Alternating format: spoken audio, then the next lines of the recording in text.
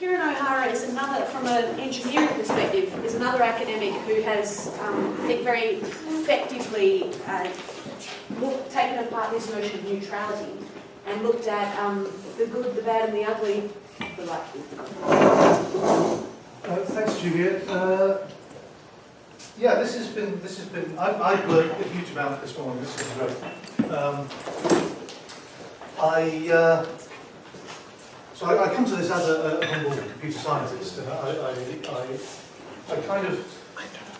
It's nice to get a bit closer to the bottom of why this is, to use Ashley's term, a bit of a mess. I'm going to cover a lot of the same ground that Paul just covered from a slightly different point of view. Well, in fact, a very similar point of view with a different emphasis. I too welcome the Google Spain judgment, although I don't think you'll care whether I welcomed it or not. But as a matter of fact, I did. And I think what I find interesting in this space, and Ashley's talk was, I thought, very helpful in helping me understand this, is that the way I see it, quite often the interests of the search companies, search users, and data subjects are actually quite aligned.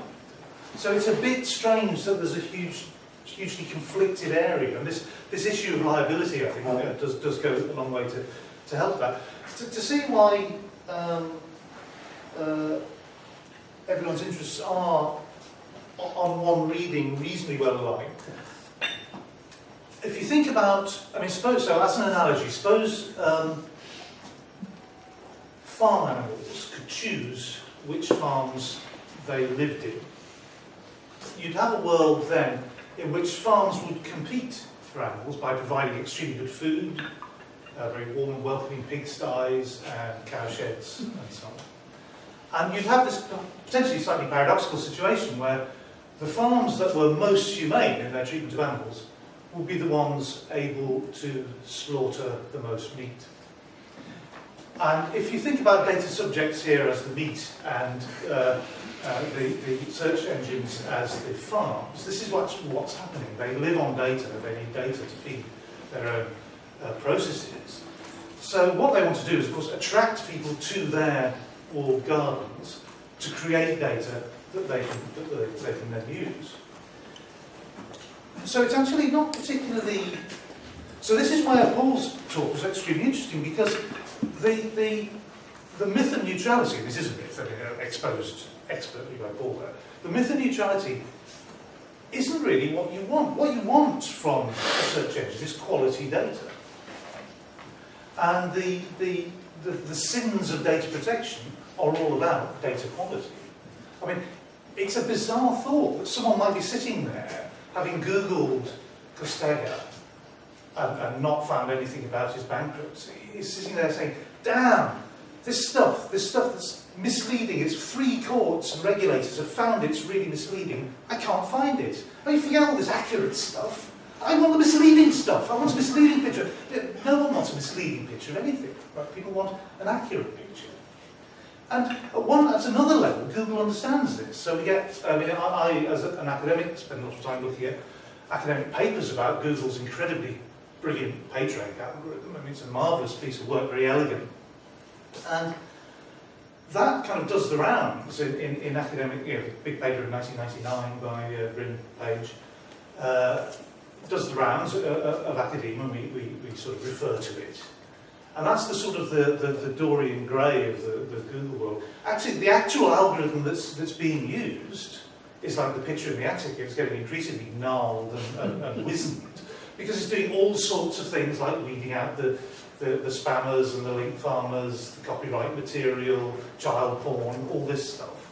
It's doing really important work, right? Because we don't want any kind of neutral reflection of the internet must surely tell us all about all the link farms, the cliques of sites linking to each other. That's on the internet. That is the internet. We don't want to know about that, and Google knows we don't want to know about that, so it filters it all out. So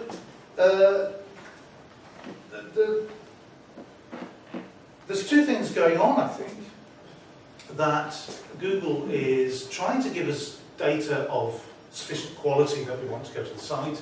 And then there are social pressures to do with getting rid of content that's inappropriate or shouldn't have, people shouldn't have access to.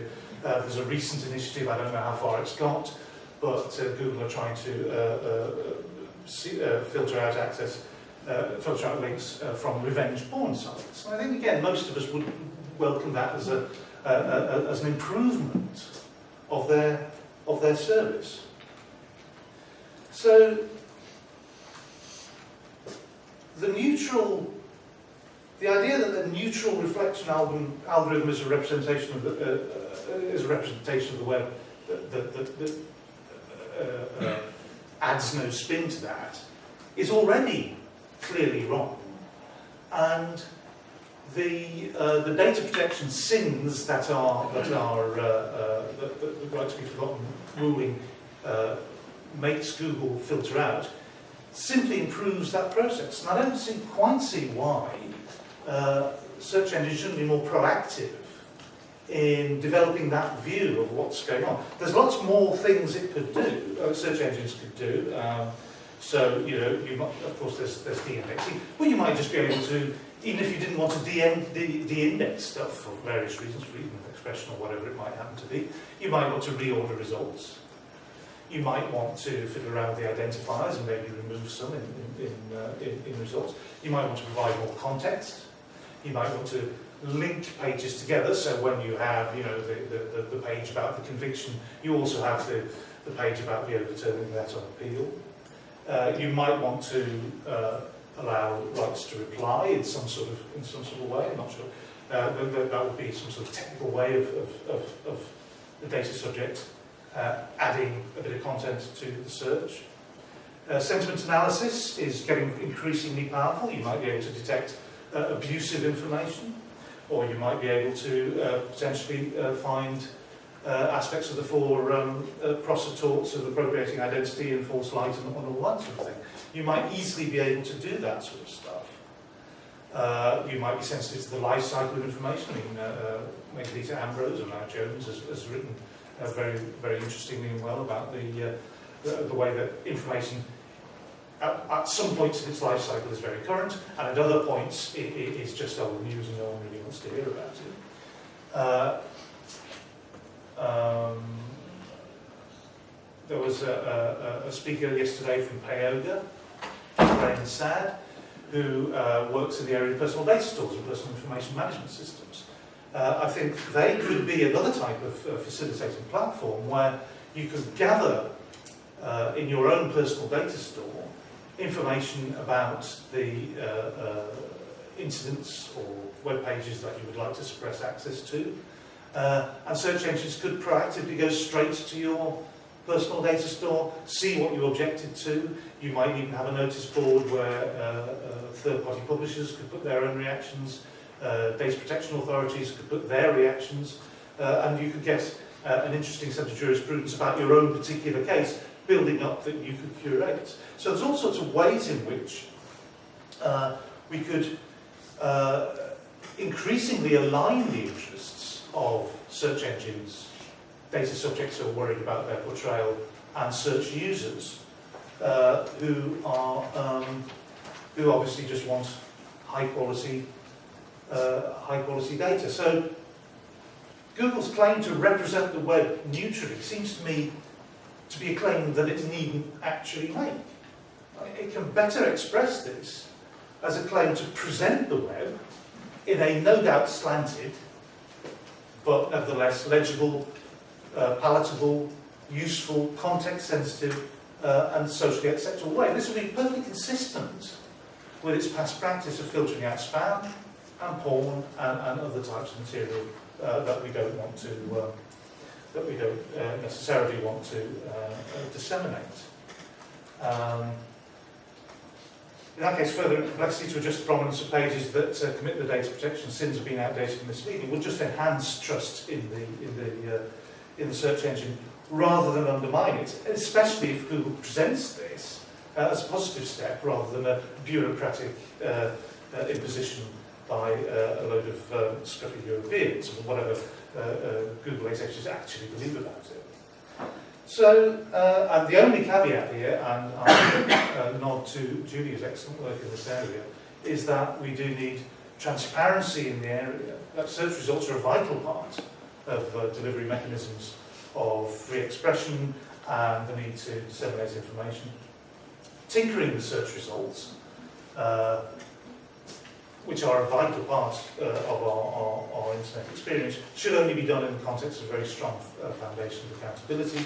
We need Google's work. It's not transparent, the statistics are rather coarse, and so there's two unfortunate effects of that. First of all, we've got procedures of free speech, censorship and privacy, which are property matters for legitimate governments, have been quietly privatised without a great deal of oversight.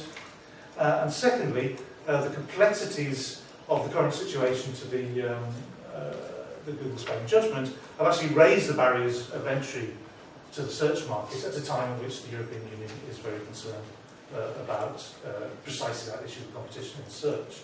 So ways of making this more transparent would actually lower those barriers of entry, because new entrants to the market could at least see what sorts of things were happening and adjust their behaviour in advance. I think that's, well, I'm probably out of time. That's probably all I need to say, so I'll say thank you very much.